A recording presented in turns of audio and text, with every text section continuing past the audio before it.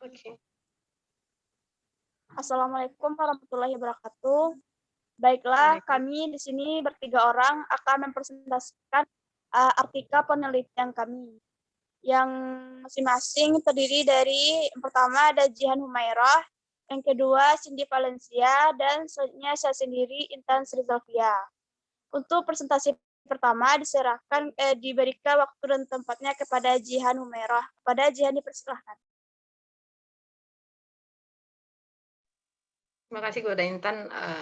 Boleh share itu, Aci? Baiklah, di sini saya akan mereview artikel sebagai acuan untuk membuat proposal saya ke depannya, yang dengan judul Moderate Mediation Model of Job Stress, Job Certification, and Turnover Intention for Airport Security Screeners. Ini ditulis oleh Yoon Kyung Chung, Seul Jung, dan Jung Woo Sun. Nah, artikel ini mereka membahas tentang kontribusi pada keselamatan dan penerbangan dengan menyediakan peran variabel terkait pekerjaan dan karakteristik individu dalam niat berpindah di antara ASS. Aci boleh ke bawah dikit, Aci? Lagi. Dia halaman paling bawah deh tuh. Nah, dah stop.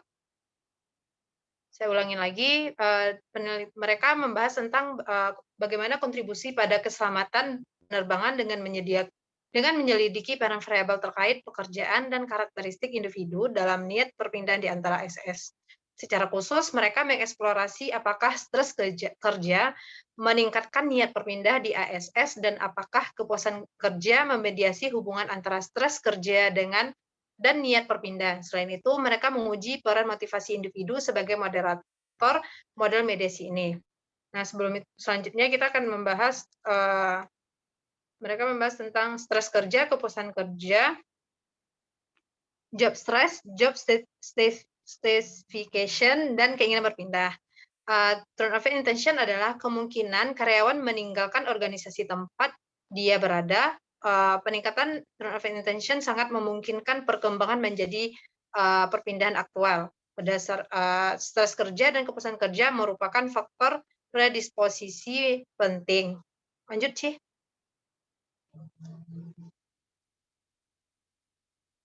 Boleh bawa ke bawah bentar, Ci. Ke bawah. Halaman kedua. Model kontrol permintaan pekerjaan adalah model stres kerja yang menekankan pentingnya lingkungan eksternal daripada variabel individu.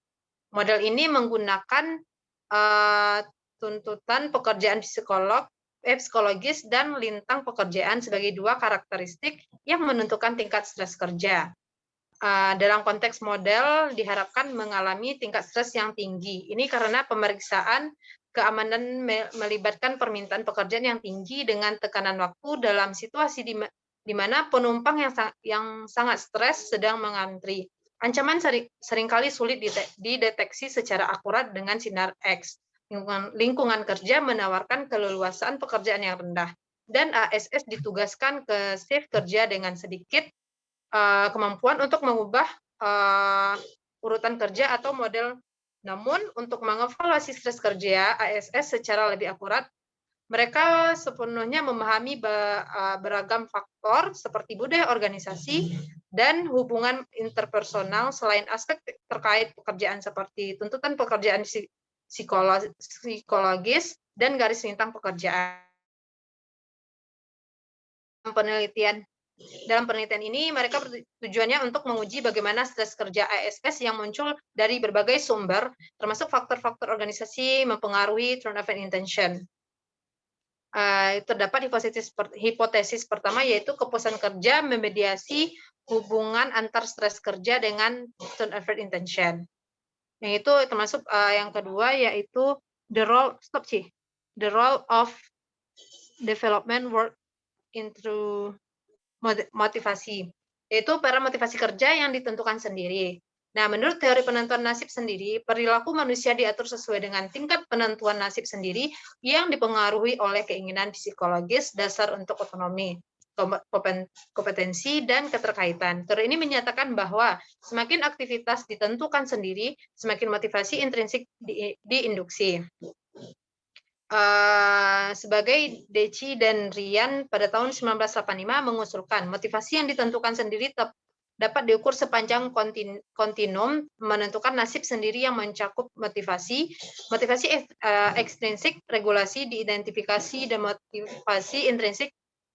Motivasi adalah keadaan tanpa motivasi dan merupakan kondisi yang paling tidak ditentukan sendiri. Regulasi yang teridentifikasi mengacu pada keterlibatan dalam perilaku tertentu, karena individu telah membuat pilihan dan kurang menentukan diri sendiri daripada motivasi intrinsik. Bawah dikit, Ci. Bawah lagi.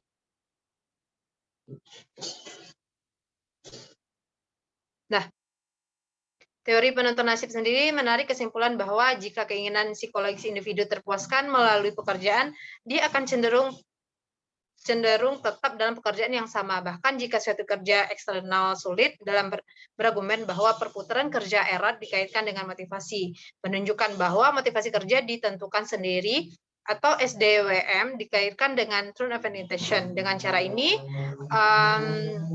motivasi kerja yang ditentukan sendiri memiliki pengaruh langsung pada Truth of Intention, dan penelitian sebelumnya secara empiris mendukung hubungan ini. Motivasi yang ditentukan sendiri tidak hanya secara langsung mempengaruhi hasil organisasi, tetapi penelitian juga menemukan bahwa motivasi secara sendiri itu memberikan pengaruh sebagai variabel moderasi. Namun demikian, apakah pengaruh kepuasan kerja terhadap Truth of Intention bervariasi tergantung pada motivasi yang ditentukan sendiri. Karyawan belum diteliti. Kita dapat mendalikan peran motivasi dengan diri sendiri sebagai moderator bagaimanapun melalui karakteristik motivasi penentuan nasib diri sendiri. Itu terdapat hipotesis 2, yaitu ke bawah dikit, Ci. Halaman 3. Bawah dikit. Nah, ya, itu ada hipotesis 2, dan yaitu motivasi kerja yang ditentukan sendiri akan berhubungan negatif dengan Truth of Intention. Sementara hipotesis 3A, motivasi dari diri sendiri akan moderasi hubungan antara kepuasan kerja dan Truth of Intention secara khusus. Hubungan ini akan lebih lemah untuk individu dengan tingkat motivasi diri sendiri rendah dibandingkan dengan individu dengan tingkat motivasi diri sendiri tinggi. Yang itu hipotesis 3B-nya, yaitu motivasi dengan diri sendiri akan memodernisasi kekuatan hubungan yang dimediasi antara stres kerja dan Truth of Intention melalui kepuasan kerja, sehingga hubungan yang dimediasi akan lebih lemah untuk individu dengan tingkat motivasi dari diri sendiri yang rendah daripada untuk individu dengan tingkat SDWM yang tinggi. Metodenya yaitu lanjut bawah, Ci.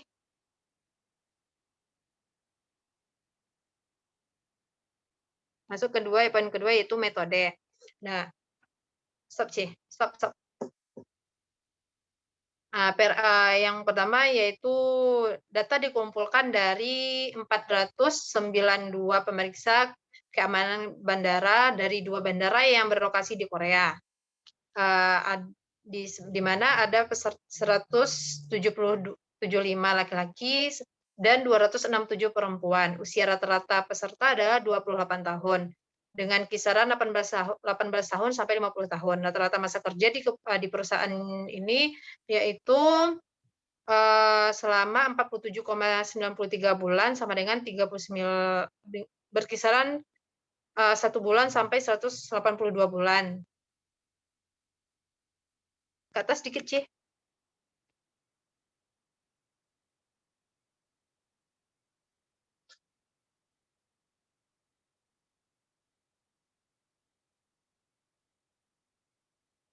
Nah, ya, ke atas.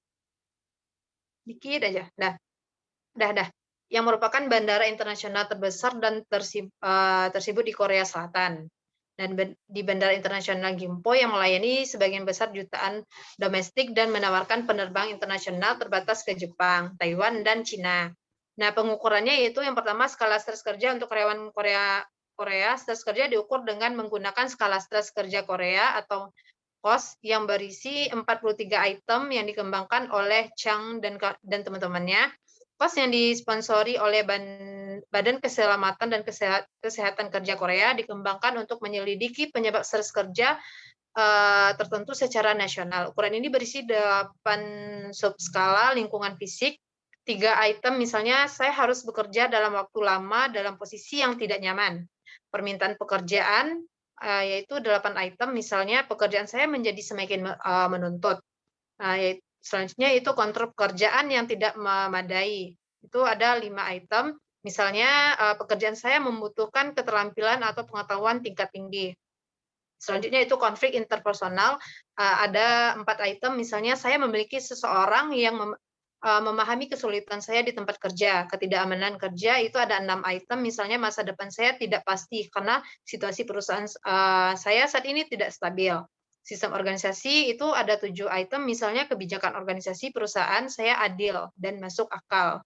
Kurangnya hadiah ada 6 item, misalnya gaji saya tidak sesuai dengan usaha dan prestasi kerja saya. Dan iklim kerja itu ada 4 item, misalnya makan malam bisnis setelah bekerja membuat saya tidak nyaman. Ya, untuk menguji struktur, lanjut bentar bawah, Ci.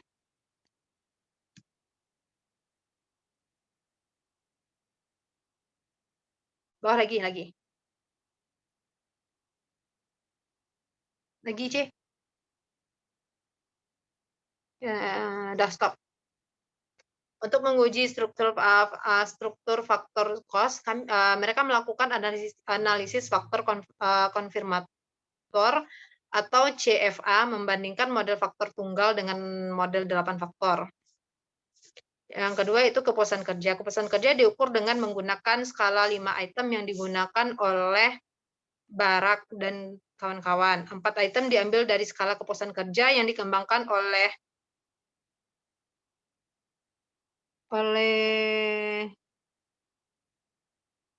siapa nih? Pada tahun 1958 dan teman-teman. Nah, dan item tambahan diambil dari sikap terhadap skala pekerjaan yang dikembangkan ke bawah Ci, halaman berikutnya. Oleh Fromm pada tahun 1959. Hasil CFH dengan 5 item menunjukkan bahwa model faktor tunggal cocok dengan data dengan baik. Item sampel termasuk saya puas dengan pekerjaan saya saat ini ketika saya membandingkan dengan pekerjaan di organisasi lain. Dan saya puas dengan pekerjaan saya saat ini sesuai dengan harapan saya.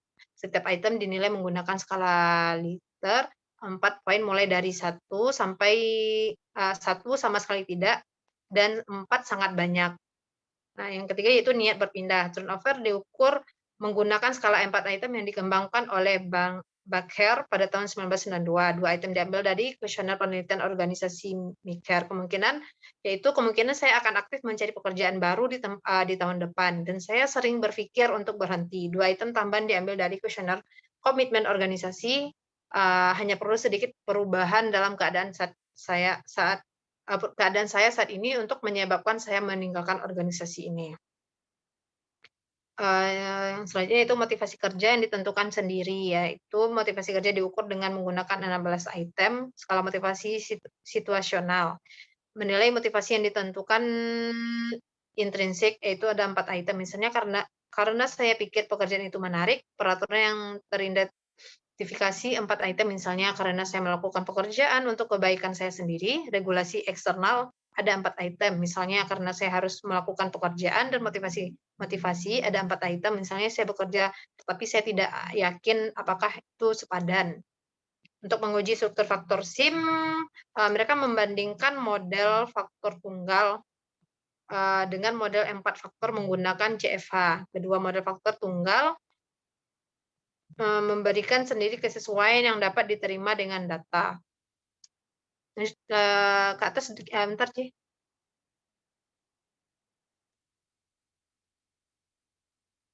Analisis datanya yaitu bawah Ci.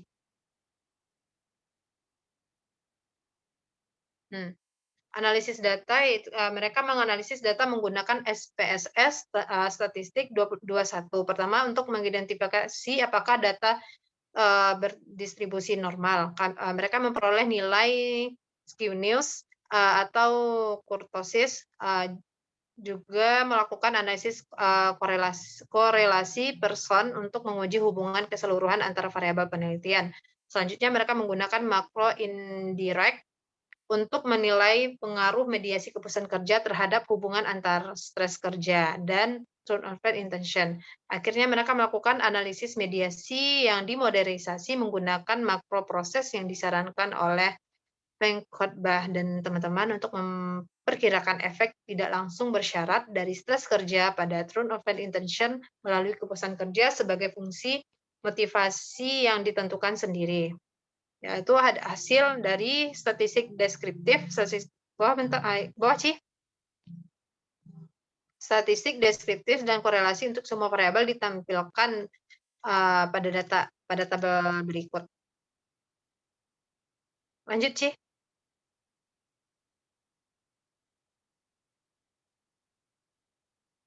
Enggak, halaman yang tadi. Masih halaman tadi, cuman di bawahnya.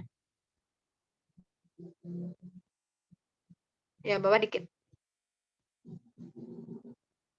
Nah ya, efek mediasi. Untuk menguji efek mediasi keputusan kerja, mereka melakukan prosedur indirect untuk SPSS seperti yang bisa kita lihat di tabel kedua.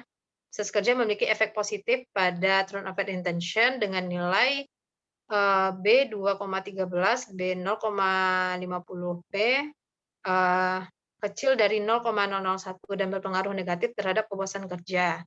Dan keputusan kerja berpengaruh negatif terhadap turn of intention. Ketika mediator keputusan kerja dimasukkan dalam model, efek stres kerja pada turn of intention berkurang dan penurunan dalam hubungan ini signifikan.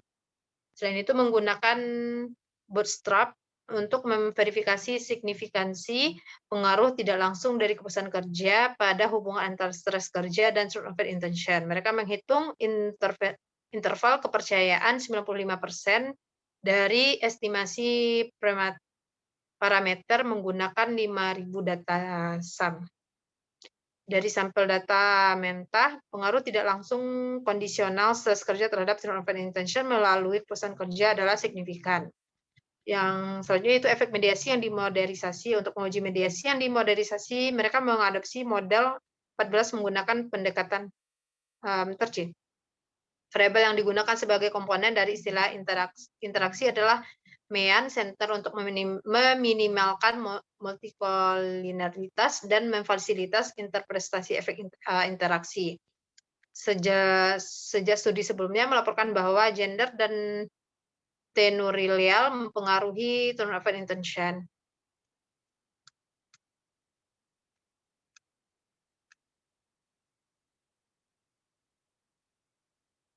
Kesimpulannya yaitu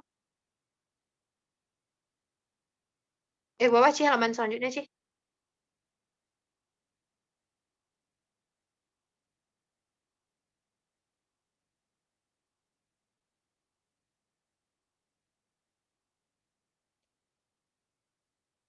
Itu ada diskusi pergantian yang tinggi di antara bawah Ci.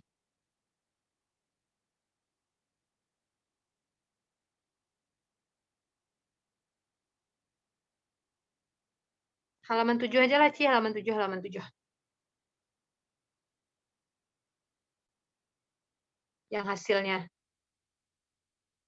Ya, conclusion. Nah, secara keseluruhan, penelitian ini memberikan 3 kontribusi terhadap keselamatan penerbangan. Pertama, adalah studi pertama yang meneliti masalah turn of intention di antara ASS yang memerlukan lebih banyak perhatian dalam penilaian tentang keselamatan penerbangan. Studi ASS sebelumnya telah memadai dalam hal ini dan sebagian besar berfokus pada peningkatan keterampilan skiing SynapX. Sebaliknya, temuan mereka menyoroti kebutuhan untuk mengelola ASS di tingkat organisasi dengan cara meningkatkan akurasi penyaringan, keamanan, dan pencegahan kebocoran keterampilan penyaringan. Yang kedua yaitu hasil menunjukkan bahwa model mediasi stres kerja atau kepuasan kerja atau tone of intention dapat diterapkan pada ASS. Itu lebih dikonfirmasi untuk tingkat yang terbatas dalam pekerjaan lain. Terakhir, penelitian ini memperluas penelitian keselamatan penerbangan untuk memasukkan motivasi individu. Secara khusus, hasil mereka mendukung pentingnya motivasi individu dalam penelitian. Mungkin sekian dari saya, kembalikan kepada moderator.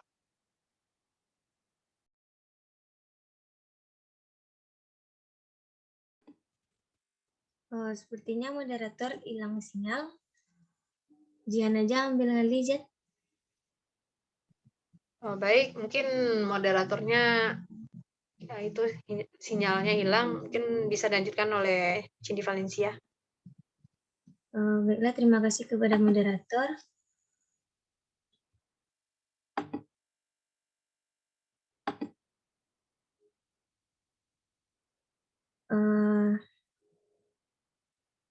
Ini.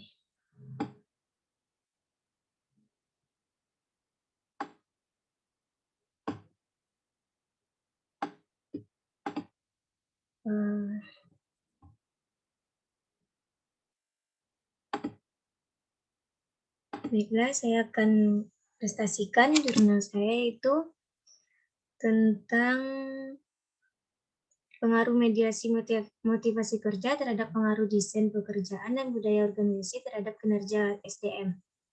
Sebelumnya kita mengetahui dulu informasi artikelnya yang disusun oleh Muhammad Al-Musidik, Burjana, Gusti Raharjo, Sulimon, Aji Ahmad, dan Rinaldo Fernandes tahun 2018. Abstraknya itu tujuan dari penulisan ini adalah untuk mengetahui pengaruh mediasi motivasi kerja terhadap pengaruh desain, pekerjaan dan budaya organisasi terhadap kinerja sumber daya manusia. Desain atau metodologi pendekatan, desain penelitian adalah perencanaan rinci yang digunakan sebagai pedoman studi yang mengarah pada tujuan penelitian. Unit analisis penelitian ini adalah tenaga ahli dan tenaga terampil dari pelaku jasa konstruksi yang bekerja di perusahaan konsultan nasional PT Yogya Karya. Di tingkat pusat dan cabang tersebut, di 11 cabang di wilayah Indonesia. Metode analisis data yang digunakan adalah analisis jalur dan uji Sobel untuk menguji pengaruh tidak langsungnya.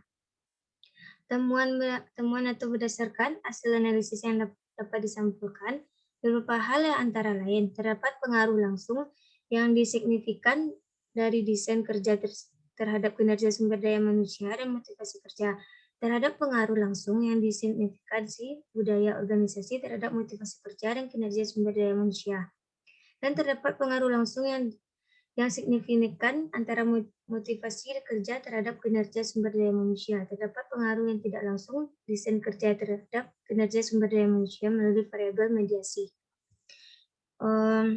Ini itu pengantarnya.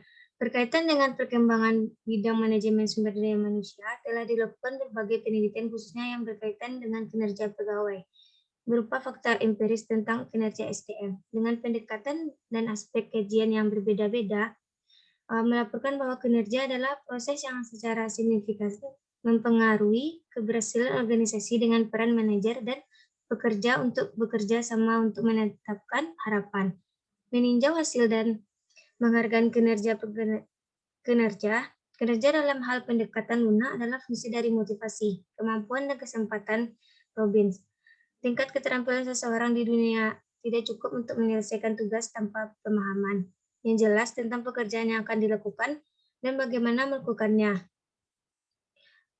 Tujuan penelitian ini berdasarkan latar belakang di atas adalah untuk mengetahui pengaruh mediasi motivasi kerja terhadap pengaruh desain pekerjaan dan budaya organisasi terhadap kinerja sumber daya manusia.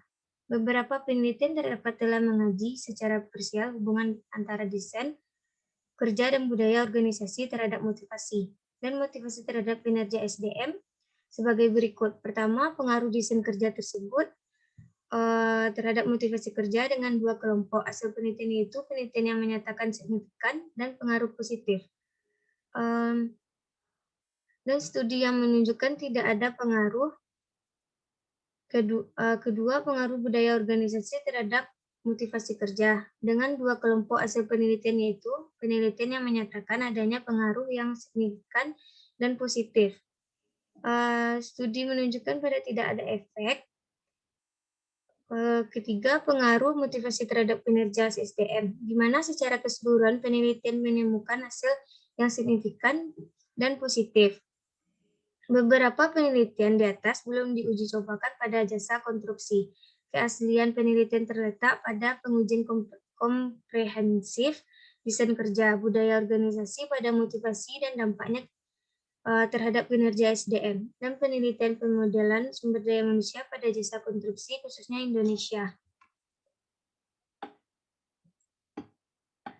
Landasan teori desain kerja.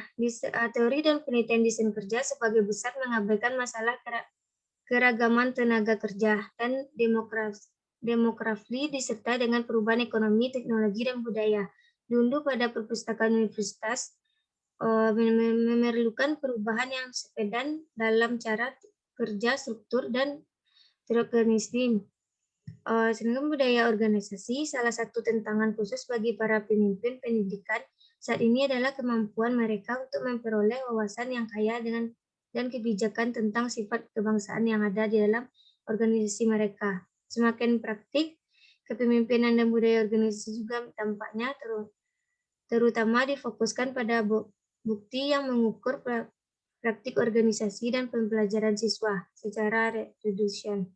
Motivasi kerja baru-baru ini membedakan motivasi untuk bekerja dan motivasi di tempat kerja. Sedangkan yang pertama berkaitan dengan faktor internal yang terkait dengan partisipasi individu dalam pengaturan kerja yang dapat diamati. Yang keempat itu kinerja SDM. Pengukuran kinerja adalah elemen kunci dari manajemen kerja. Salah satu masalah dalam mengukur kinerja adalah bahwa itu bukan entitas statis tetapi proses yang mengalir.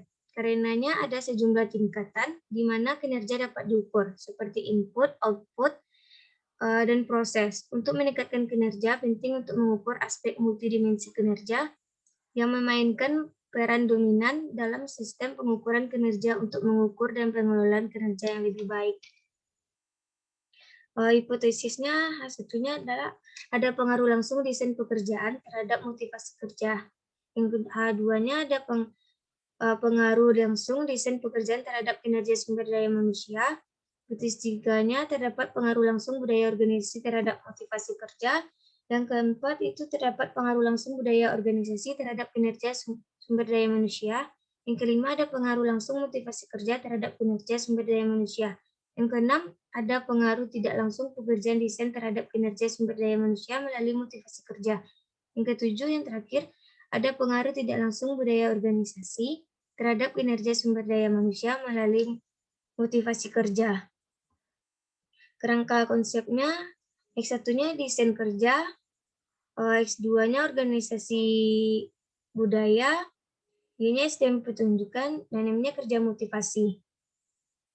Modal pengukuran sebelum dilakukan pengujian analisis jalur, diperlukan uji validitas dan reliabilitas untuk menguji apakah indikator pada setiap variabel valid dan reliable. Dalam menjelaskan setiap variabel, hasil uji validitas dilakukan dengan korelasi personal.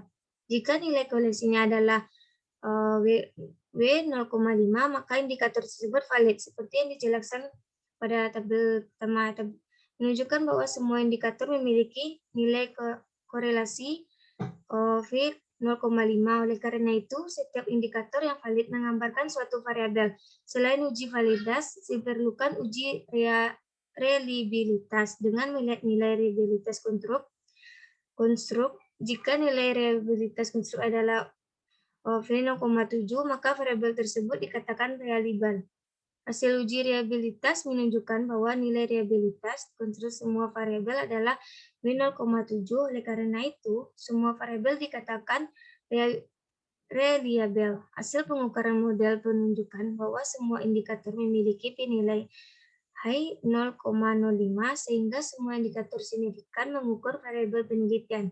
Hasil pengujian juga menunjukkan bahwa pada variabel desain kerja X1, indikator pengukuran yang paling kuat adalah umpan balik X1,5 dengan nilai loading faktor sebesar 0,906 pada variabel budidaya organisasi X2. Indikator ukuran yang paling kuat adalah kesadaran karyawan X2,5 dengan nilai loading faktor sebesar 0,939 pada variabel motivasi kerja. Itu indikator ukuran yang paling kuat adalah kepekaan sosial dengan nilai loading faktor sebesar 0,919 pada variabel kinerja sumber daya manusia Y.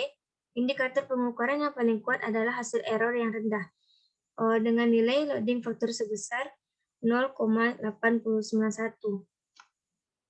Hasil pengujian hipotesis, analisis jalur, pengujian Inder model struktural. Pada dasarnya menguji hipotesis dalam penelitian. Pengujian hipotesis dilakukan dengan tes statistik pada setiap jalur pengaruh langsung. Hasil analisis dapat dilihat pada tab yang menyajikan hasil pengujian hipotesis. Pada pengujian pengaruh langsung didesain kerja X1 terhadap motivasi kerja M. Nilai koefisiennya adalah 0,262 dengan P nilainya sama dengan 0,000. Karena P kurang nilai adalah high 0,05, hipotesis satu ini diterima sehingga terdapat pengaruh langsung yang signifikan dari desain kerja terhadap motivasi kerja. Mengingatkan bahwa koefisien jalur bertanda positif, hubungan antara keduanya adalah positif. Hal ini menunjukkan bahwa semakin tinggi desain kerja, maka semakin tinggi pula motivasi kerja. Pada pengujian pengaruh langsung pekerjaan desain X1 terdapat kinerja sumber daya manusia Y, diperoleh nilai koefisien jalur sebesar 0,099 dengan P nilai 0,109 karena P kurang nilai adalah W 0,5.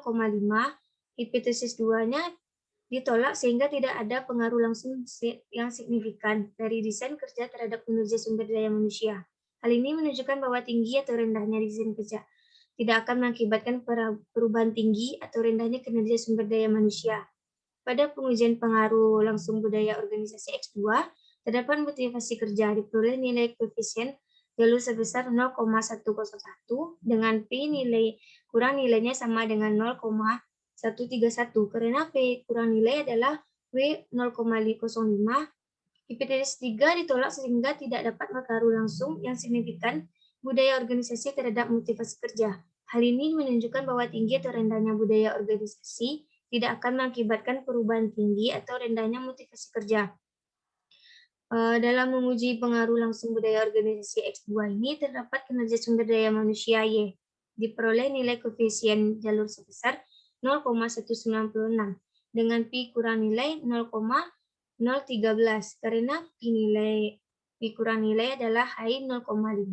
Hipotesis 4 diterima sehingga terdapat pengaruh langsung yang signifikan budaya organisasi terhadap kinerja sumber daya manusia. Mengingat bahwa koefisien jalur bertanda positif, hubungan antara keduanya adalah positif. Dalam penguji pengaruh langsung motivasi kerja terhadap kinerja sumber daya manusia, diperoleh nilai koefisien jalur sebesar 0,177 dengan P kurang nilai 0,006 karena P kurang nilai adalah high 0,05.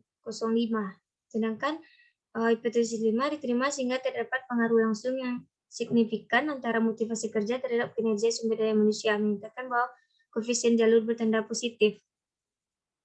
Diskusi atau kesimpulannya itu berdasarkan hasil analisis dapat disimpulkan beberapa hal antara lain. Terdapat pengaruh langsung yang signifikan dari desain kerja terdapat kinerja sumber daya manusia dan motivasi kerja. Terdapat pengaruh langsung yang signifikan budaya organisasi terdapat motivasi kerja dan kerja sumber daya manusia. Dan terdapat pengaruh langsung yang signifikan antara motivasi kerja terhadap kinerja sumber daya manusia. Terdapat pengaruh tidak langsung desain kerja terhadap kinerja sumber daya manusia melalui variabel mediasi motivasi kerja. Sedangkan motivasi kerja bukan merupakan pengaruh budaya organisasi terhadap kinerja sumber daya manusia. Berdasarkan kesimpulan atau hasil penelitian ini, maka implikasi dari hasil tersebut adalah sebagai berikut. Studi ini merupakan studi perspektif dengan maksud untuk menguji sejauh mana pengaruh faktor organisasi desain pekerjaan dan budaya organisasi terhadap faktor perilaku individu seperti motivasi kerja dan kinerja sumber daya manusia dalam jasa konsultan konstruksi nasional. Bukti empiris dengan uji statistik SEM telah dibahas. Berikut dirumuskan aspek teoritis dan praktis dari hasil penelitian untuk penggayaan pengembangan manajemen sumber daya manusia pada umumnya dan bidang jasa konsultan konstruksi pada khususnya. Terima kasih. Sekian dari review jurnal saya kembalikan ke moderator. Ya, terima kasih kepada Cindy Valencia telah mempresentasikan jurnalnya. Mungkin untuk presentasi berikutnya mungkin Intan mungkin dia nyusul dikarenakan jaringan dia hilang.